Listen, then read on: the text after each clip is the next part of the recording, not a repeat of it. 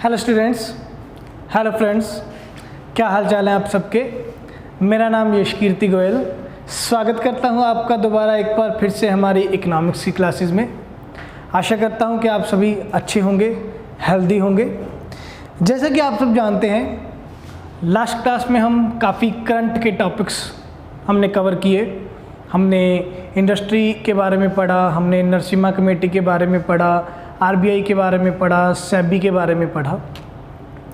तो वही सिलसिला हमारा जारी करते हुए, कंटिन्यू करते हुए करंट में आपको टॉपिक्स जो देखने को मिल सकते हैं इकोनॉमी से रिलेटेड एक बार और, वो है आपके ग्रोथ एंड डेवलपमेंट के। वो है ग्रोथ एंड डेवलपमेंट के। ग्रोथ एंड डेवलपमेंट देखिए, हम ये कह सकते हैं एक ही सिक्के के दो अलग अलग पहलू हैं। एक ही सिक्के के दो अलग अलग पहलू हैं। अगर मैं बात करूं इंडिया की, इंडिया में या वर्ल्ड लेवल पे भी अगर मैं बात करूं तो 1950s से पहले बिफोर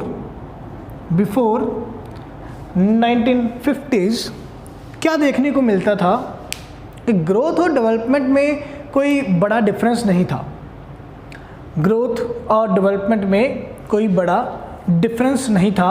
ग्रोथ और डेवलपमेंट का एक ही मीनिंग माना जाता था कि ग्रोथ या डेवलपमेंट क्या है, आर्थिक विकास करना, इकोनॉमिकल ग्रोथ करना, इकोनॉमी को आगे लेके जाना। पर 1950s के बाद हमें क्या देखने को मिला कि ग्रोथ और डेवलपमेंट एक अलग अलग कंसेप्ट बन गए। दोनों डिफरेंट कंसेप्ट बन गए। इसीलिए मैंने कहा कि ये एक ही सिक्के के दो पहलू बन गए कि दोनों का रिलेशन इकोनॉमी को आगे बढ़ाने से है, इकोनॉमी में इंक्रीमेंट लाने से है, पर दोनों का जो मीनिंग है वो डिफरेंट है। कैसे? देखिए, 1950s के बाद इनका मीनिंग बदला। तो कैसे बदला? ग्रोथ एक अलग कंसेप्ट बन गया और डेवलपमेंट एक अलग कंसेप्ट बन गया। ठीक है, ग्रोथ एक अलग कंसेप्ट बन गया, डेवलपमेंट एक अलग कंसेप्ट बन गया। ग्रोथ सबसे पहले करते हैं। ग्रोथ क्या है? ग्रोथ है economic growth in terms of economic variable। Economy की ग्रोथ करवानी in terms of economic variable. ठीक है, हमारे इकोनॉमिक वेरिएबल क्या हैं? कौन कौन से हैं हमारे इकोनॉमिक वेरिएबल? आपको सभी को मालूम है, जीडीपी या नेशनल इनकम, ठीक है, या पर कैपिटा इनकम, ये सारे हमारे इकोनॉमिक वेरिएबल हैं। तो इकोनॉमिक वेरिएबल, इन सभी इकोनॉमिक वेरिएबल्स में अगर इंक्रीज आएगा, अगर कंट्री की जीडीपी बढ़ेगी, मतलब कंट्री का प्रोडक्शन लेवल बढ़ेगा, ठीक है, कंट्री की प्रोडक्शन बढ़ेगी, नेशनल इनकम बढ़ेगी, पूरे कंट्री की नेशनल इनकम, राष्ट्रीय आय बढ़ेगी, पर कैपिटा इनकम, प्रति व्यक्ति आय, पर कैपिटा इनकम बढ़ेगी, हर पर्सन की इनकम अगर बढ़ेगी तो हम उसको बोलते हैं ग्रोथ या इकोनॉमिक ग्रोथ। मतलब जब नॉर्मल सेंस में समझे कि अगर देश में लोगों के हाथ में पैसा बढ़ेगा, लोगों के हाथ में पैसा बढ़ेगा तो हम उसको नाम देते हैं इकोनॉमिक ग्रोथ का। ठीक है, अब डेवलपमेंट क्या है? डेवलपमेंट ध्यान से समझिए। पहली बात तो डेवलपमेंट एक ब्रॉडर कंसेप्ट है। डेवलपमेंट एक ब्रॉडर कंसेप्ट है, बड़ा कंसेप्ट है। ग्रोथ जो है ये एक नैरो कंसेप्ट है। ग्रोथ जो है वो नैरो कंसेप्ट है, डेवलपमेंट एक ब्रॉड कंसेप्ट है, एक बड़ा कंसेप्ट है।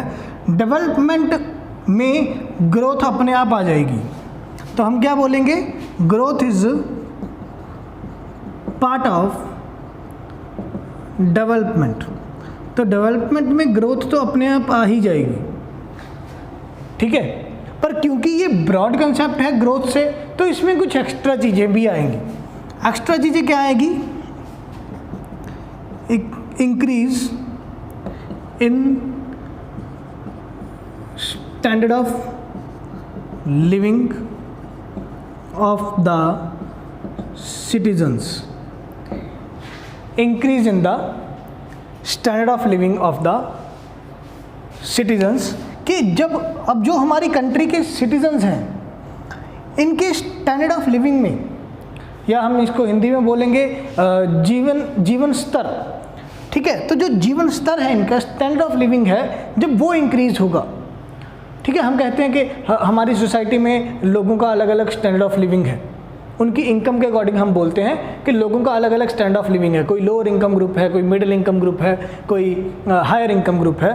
तो जो लोअर इनकम ग्रुप है उनका हम स्टैंडर्ड ऑफ लिविंग ठीक ठाक मानते हैं, मिडिल वालों का ठीक ठाक, हायर वालों का स्टैंडर्ड ऑफ लिविंग काफ़ी ज़्यादा है। तो जब ओवरऑल सारे सिटीजन्स का स्टैंडर्ड ऑफ लिविंग इंक्रीज होगा, प्लस साथ में हमारे कंट्री में इकोनॉमिक ग्रोथ भी होगी। इकोनॉमिक ग्रोथ क्या है? जीडीपी में, नेशनल इनकम में और पर कैपिटा इनकम में इंक्रीज आएगा, तो हम उसको बोलेंगे कि हमारा कंट्री अब डेवलप हो रहा है। तो इस पॉइंट को हम बोलेंगे इकोनॉमिक डेवलपमेंट। तो इकोनॉमिक डेवलपमेंट क्या होगा? जब ग्रोथ के साथ साथ में हमारे कंट्री में रहने वाले सिटीजन्स का स्टैंडर्ड ऑफ लिविंग भी इंक्रीज होगा, उसको हम डेवलपमेंट का नाम देंगे। ठीक है, इसके बाद हम सभी जानते हैं कि अब ग्रोथ को अगर कैलकुलेट करना है, ग्रोथ को काउंट करना है, तो ग्रोथ को काउंट करना काफ़ी इजी है, क्योंकि ग्रोथ काउंट कैसे होगी? जीडीपी काउंट करके, नेशनल इनकम काउंट करके, और आपका जो है पर कैपिटा इनकम है उसको काउंट करके।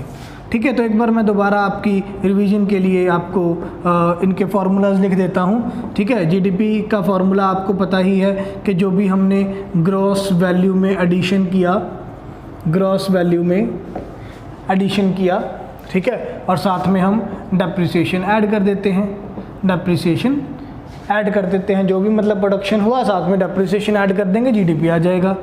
ठीक है, नेशनल इनकम हम कैसे काउंट करते थे? नेशनल इनकम कैसे काउंट करते थे? नेशनल इनकम था क्या? एनएनपी, ठीक है। अब एनएनपी या फैक्टर कॉस्ट पे या मार्केट प्राइस पे कुछ भी हो सकता है। तो इसका फॉर्मूला क्या था? जीडीपी। जीडीपी में हम क्या ऐड करते थे? Net factor income from abroad, ठीक है, और माइनस क्या करते थे? डेप्रिसिएशन। माइनस क्या करते थे? डेप्रिसिएशन। ये एनएनपी बन जाएगी। और उसके बाद हम देख लेंगे कि अगर ये हमने को फैक्टर कॉस्ट पे चेक करना है, अगर ये हमको फैक्टर कॉस्ट पे चेक करना है, तो जो ये एनएनपी आया इस फॉर्मूला से, ये जो एनएनपी आया इसमें हम क्या करेंगे? इनडायरेक्ट टैक्सेस ऐड कर देंगे, इनडायरेक्ट टैक्सेस ऐड कर देंगे और सब्सिडीज़ माइनस कर देंगे। सब्सिडीज़ हम माइनस कर देंगे, तो ये क्या हो जाएगा हमारा? सॉरी, गलत लिख गया। इनडायरेक्ट टैक्सेस माइनस करेंगे, सब्सिडीज़ ऐड करेंगे, तो ये हमारा क्या आ जाएगा? National income eight factor cost. ठीक है, अब पर कैपिटा इनकम हम कैसे फाइंड आउट करते हैं? पर कैपिटा इनकम हम कैसे फाइंड आउट करते हैं? ये तो नॉर्मल है, जो भी आपका नेशनल इनकम आया, जो भी आपका नेशनल इनकम आया उसको डिवाइड किसके साथ करते थे? उसको डिवाइड हम करते थे पॉपुलेशन के साथ, उसको हम डिवाइड करते थे पॉपुलेशन के साथ। ठीक है, तो ग्रोथ को काउंट करने के इजी हमारे पास फार्मूलाज हैं, क्योंकि ग्रोथ में हम सिर्फ क्या देख रहे हैं? Growth of economic variables, growth of economic variables, जैसे कि जीडीपी, नेशनल इनकम और पर कैपिटा इनकम। तो ये इनके फार्मूलाज हैं। मतलब जब भी हमें जीडीपी में, नेशनल इनकम में या पर कैपिटा इनकम में इंक्रीज देखने को मिलेगा, हम कहेंगे कि हमारी इकोनॉमी ग्रो कर रही है, इकोनॉमिक वेरिएबल्स हमारे ग्रो कर रहे हैं। राइट, ठीक है। अब पॉइंट रह जाता है हमारी डेवलपमेंट का, तो अब मैं आपको बताऊंगा डेवलपमेंट के बारे में।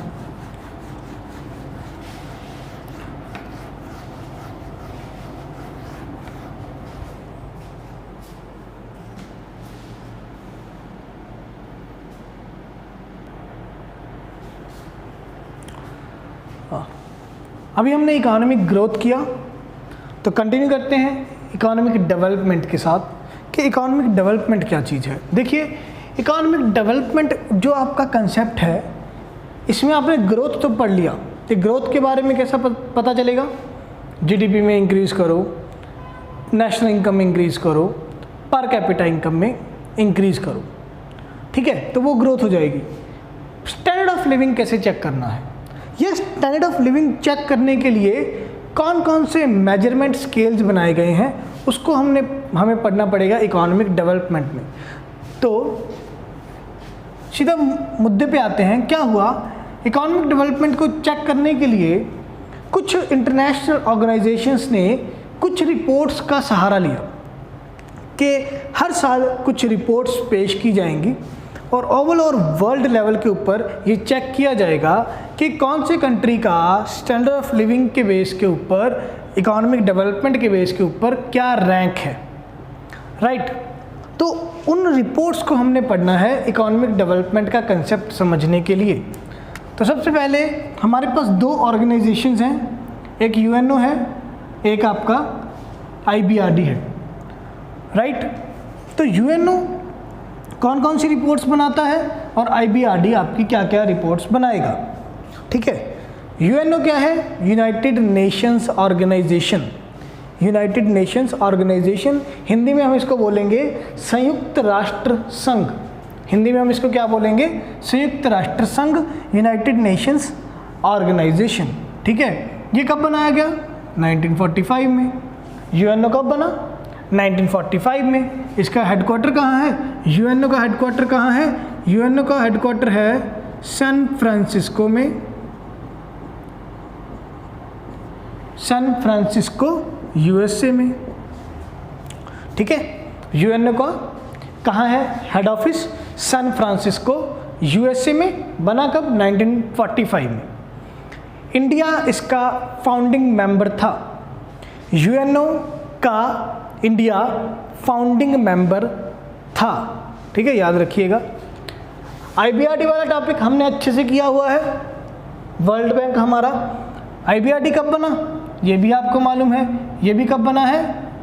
1945 में बना। इसका हेडक्वार्टर कहाँ है? Washington DC, Washington DC USA में, वॉशिंगटन डीसी यूएसए में, राइट। तो यूएनओ कौन कौन सी रिपोर्ट्स बनाता है इकोनॉमिक डेवलपमेंट को चेक करने के लिए? आईबीआरडी कौन सी रिपोर्ट बनाता है इकोनॉमिक डेवलपमेंट को चेक करने के लिए? ये हम पढ़ेंगे ताकि इकोनॉमिक डेवलपमेंट वाला हमारा कंसेप्ट क्लियर हो जाए। ध्यान से देखिए, यूएनओ जो 1945 में बना, इन्होंने 1965 में 20 साल बाद एक प्रोग्राम शुरू किया यूएनडीपी के नाम से। यूएनओ जो कि खुद 1945 में बना, 20 साल बाद इन्होंने एक प्रोग्राम शुरू किया यूएनडीपी के नाम से, ठीक है। तो मैं आपको मेंबर्स भी बताना चाहूँगा। एक यूएनओ में मेंबर्स हैं 193, यूएनओ में अभी मेंबर्स हैं 193। यूएनडीपी में मेंबर्स हैं 177, मतलब जो यूएनडीपी के साथ एक्टिविटीज़ में रहते हैं। वैसे तो यूएनडीपी यूएनओ का ही प्रोग्राम है, पर इसके एक्टिव मेंबर्स हम बोलेंगे 177 है।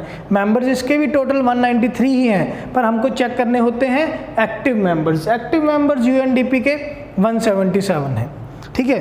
तो यूएनडीपी का फुल फॉर्म क्या है? बना कब यूएनडीपी? वैसे 1965 में। इसका फुल फॉर्म है United Nations Development Programme. United Nations Development Programme बना 1965 में। अब ये यूएनडीपी जब बना तो इन्होंने कुछ रिपोर्ट्स बनानी शुरू की, कुछ रिपोर्ट्स बनानी शुरू की। कौन सी रिपोर्ट्स बनानी शुरू की? डेवलपमेंट को चेक करने के लिए, स्टैंडर्ड ऑफ लिविंग को चेक करने के लिए इन्होंने बनाए HDR, ह्यूमन डेवलपमेंट रिपोर्ट। क्या बनाया इन्होंने? HDR, human development report, right. तो यूएनडीपी ने शुरू किया ह्यूमन डेवलपमेंट रिपोर्ट कि कैसे हम डेवलपमेंट को चेक करेंगे ग्रोथ के साथ साथ में। उसके लिए हमें ह्यूमन की डेवलपमेंट देखनी होगी कि जिस भी कंट्री की बात हो रही है उस कंट्री के ह्यूमंस की क्या दशा है, तो वो जो उनके ह्यूमंस की दशा होगी वो ह्यूमंस की डेवलपमेंट जो बताएगी वो इकोनॉमिक डेवलपमेंट होगी। तो उसके लिए उन्होंने ह्यूमन डेवलपमेंट रिपोर्ट बनाना शुरू किया। अब ह्यूमन डेवलपमेंट रिपोर्ट जो बनाया उन्होंने, उसके अंदर ये 5 रिपोर्ट्स बनाई गई। सबसे पहले HDI, then IHDI, GII, MPI और GDI। ये G है, ये भी G है, ठीक है। तो 5 तरह की रिपोर्ट्स बनाई गई, 5 तरह की रिपोर्ट्स बनाई गई हमारे ह्यूमन डेवलपमेंट रिपोर्ट को चेक करने के लिए, ठीक है। तो इनको हम 1 बाय 1 करेंगे। इनका मैं आपको फुल फॉर्म बता देता हूँ। HDI का फुल फॉर्म है ह्यूमन डेवलपमेंट इंडेक्स। HDI का क्या फुल फॉर्म है? Human development index. IHDI का मीनिंग है inequality adjusted human development index. क्या? Inequality adjusted human development index, ठीक है। देन GII है जेंडर इनइक्वालिटी इंडेक्स। देन है MPI multi dimensional poverty index. M से मल्टी डायमेंशनल, P से पॉवर्टी, I से इंडेक्स। और GDI gender development index. GDI है जेंडर डेवलपमेंट इंडेक्स। क्लियर है? ठीक है। तो आइए एक एक करके हम इन रिपोर्ट्स को, इन इंडेक्सेस को करते हैं। सबसे पहले है हमारा HDI। क्या है ये? ह्यूमन डेवलपमेंट इंडेक्स, ठीक है। HDI का फुल फॉर्म क्या है? Human development index. ध्यान से समझिएगा, ह्यूमन डेवलपमेंट इंडेक्स जो ये एक इंडेक्स दिया गया, इसको डेवलप किया गया, ये पाकिस्तान के इकोनॉमिस्ट थे महबूब उल हक। पाकिस्तान के इकोनॉमिस्ट थे ये महबूब उल हक। इन्होंने ये एक कंसेप्ट दिया था कि ह्यूमन डेवलपमेंट को चेक करने के लिए आप एक मेजरमेंट स्केल्स ले सकते हो, एक इंडेक्स ले सकते हो जो आपको ह्यूमन डेवलपमेंट के बारे में बताएगा। किसने शुरू किया? महबूब उल हक। महबूब उल हक कहाँ से थे? ये पाकिस्तान से पाकिस्तान के इकोनॉमिस्ट थे। और इन्होंने ये HDI वाला कंसेप्ट कब बनाया? 1990 में, 1990 में बनाया, ठीक है। इसके बाद 1990 के बाद इस पे थोड़ा सा काम किया इंडिया के इकोनॉमिस्ट अमर्त्य सेन जी ने। 1991 में, एक साल बाद, इस पे थोड़ा सा और काम किया अमर्त्य सेन जी ने। और इन दोनों का जो जॉइंट अब काम हुआ, पहले इसका डेवलप किया 1990 में महबूब उल हक ने, फिर इस पर थोड़ा सा काम किया 1991 में अमर्त्य सेन ने, और फिर 1991 में इसने UNDP ने HDI को, ह्यूमन डेवलपमेंट इंडेक्स को अपना लिया। कब अपनाया? 1991 में UNDP ने ह्यूमन डेवलपमेंट इंडेक्स को अपना लिया, ठीक है। अब ये कंसेप्ट क्या कहता है? इसमें हमारे पास हैं 3 मेजरमेंट स्केल्स हैं। 3 मेजरमेंट स्केल्स हैं। कौन कौन से? सबसे पहले है लाइफ एक्सपेक्टेंसी। सबसे पहले है लाइफ एक्सपेक्टेंसी, या हम हिंदी में इसको बोलेंगे जीवन प्रत्याशा दर। लाइफ एक्सपेक्टेंसी, जीवन प्रत्याशा दर। देन है एजुकेशन इंडेक्स। एजुकेशन इंडेक्स शिक्षा स्तर। और थर्ड है परचेजिंग पावर पैरिटी, के आपकी परचेजिंग पावर क्या है, आपके पास क्या क्षमता है कुछ खरीदने की। तो इन बेसिस के ऊपर कहते हैं, ये 3 चीज़ों के बेसिस के ऊपर हम चेक करेंगे कि कोई भी कंट्री या उस कंट्री में रहने वाले नागरिक जो हैं वो कितना डेवलप हो रहे हैं, ठीक है। तो आइए एक एक करके इनको करते हैं। लाइफ एक्सपेक्टेंसी के लिए क्या इन्होंने एक कंसेप्ट निकाला, कहते लाइफ एक्सपेक्टेंसी के बेस के ऊपर कि उस जिस भी कंट्री की बात हो रही है वहाँ के नागरिकों की जीवन प्रत्याशा कितनी है, कि वो एक्सपेक्टेडली कितने साल जिएंगे, कम से कम कितने साल जिएंगे, ज़्यादा से ज़्यादा कितने साल जिएंगे। ठीक है, तो इसके बेसिस के ऊपर उन्होंने एक कंसेप्ट बनाया कि हाईएस्ट एक्सपेक्टेंसी के मतलब वहाँ के रहने वाले क्या एक्सपेक्ट करते हैं कि हम ज़्यादा से ज़्यादा कितना साल जिएंगे। अगर तो एक्सपेक्टेंसी है 85 ईयर्स, अगर तो किसी देश में लाइफ एक्सपेक्टेंसी जीने के साथ, मतलब मैं सोचता हूँ कि शायद मैं 85 साल जी जाऊँगा, और हर person normally on average 85 years जीता है उस कंट्री में, तो उस कंट्री का, जिस कंट्री का लाइफ एक्सपेक्टेंसी 85 ईयर्स होगा, उस कंट्री को मिलेगा 1 पॉइंट, उस कंट्री को मिलेगा 1 पॉइंट। ठीक है, और अगर इनकी लोएस्ट एक्सपेक्टेंसी है, लोएस्ट एक्सपेक्टेंसी में इन्होंने रखा 30 ईयर्स, कि सबसे कम एक्सपेक्टेंसी है 30 ईयर्स। ठीक है, तो जिस कंट्री की एक्सपेक्टेंसी 30 या 30 से कम होगी उनको मिलेगा 0 पॉइंट। ठीक है, जिस कंट्री की लाइफ एक्सपेक्टेंसी 85 या 85 से ज़्यादा होगी उनको 1 पॉइंट, जिन कंट्रीज़ में लोगों की लाइफ एक्सपेक्टेंसी 30 या 30 से कम होगी उनको 0 पॉइंट। ठीक है, इंडिया में अभी लाइफ एक्सपेक्टेंसी क्या है यहाँ लिख देता हूँ। इंडियन लोगों की life expectancy, Indians life expectancy, कि इंडिया के लोग ऑन एवरेज कितने वर्ष जीते हैं, तो ये है 69 पॉइंट समथिंग है, तो आप इसको कह सकते हैं 69 to 70 ईयर्स। एक्चुअली में ये 69 पॉइंट समथिंग है, 69.1516 के बीच में है, तो आप इसको 69 to 70 ईयर्स कह सकते हो कि इंडिया में लाइफ एक्सपेक्टेंसी 69 to 70 के इन बिटवीन है। राइट, इसके बाद second measurement scale education index. Second measurement scale है हमारा एजुकेशन इंडेक्स। एजुकेशन इंडेक्स समझिए कि वहाँ जिस कंट्री की आप बात कर रहे हैं वहाँ के लोग, वहाँ के स्टूडेंट्स, वहाँ के बच्चे कितने साल पढ़ते हैं, कितने अपनी लाइफ का कितने ईयर्स पढ़ाई को देते हैं। ठीक है, एजुकेशन इंडेक्स के अकॉर्डिंग। तो यहाँ पे एक्सपेक्टेड ईयर्स हैं कि एक्सपेक्टेडली लोग कितने साल, स्टूडेंट्स कितने साल जा रहे हैं स्कूल कॉलेज, 18 साल के 18 साल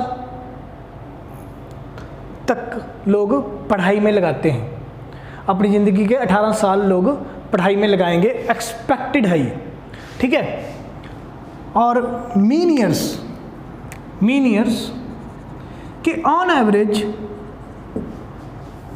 द एवरेज किसी भी कंट्री में कितने लोग कितने साल स्कूल कॉलेज जा रहे हैं, 15 ईयर्स। ठीक है, तो अगर कंट्री में रहने वाला हर बच्चा, हर नागरिक, हर स्टूडेंट अगर 15 साल तक, कम से कम 15 साल तक के लिए जाएगा स्टूडेंट, तो वो कंट्री में एजुकेशन इंडेक्स अच्छा है। और अगर 18 साल तक वो एजुकेशन में जा रहा है, शिक्षा ग्रहण कर रहा है 18 साल के लिए, तो वो बहुत अच्छा है। ठीक है, तो अगर 15 से कम होगा, 18 या 18 से ज़्यादा होगा, 18 या 18 प्लस होगा तो 1 पॉइंट, लेस देन 15 होगा तो 0 पॉइंट। अगर 18 साल या 18 साल से ज़्यादा के लिए लोग पढ़ाई में लगा रहे हैं तो 1 पॉइंट मिलेगा।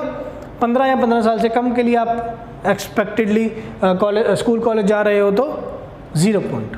ठीक है, तो ये जो है एजुकेशन इंडेक्स है, इसको अभी चेक करना बहुत डिफ़िकल्ट है कि कौन सा स्टूडेंट कितने साल के लिए कॉलेज स्कूल जा रहा है।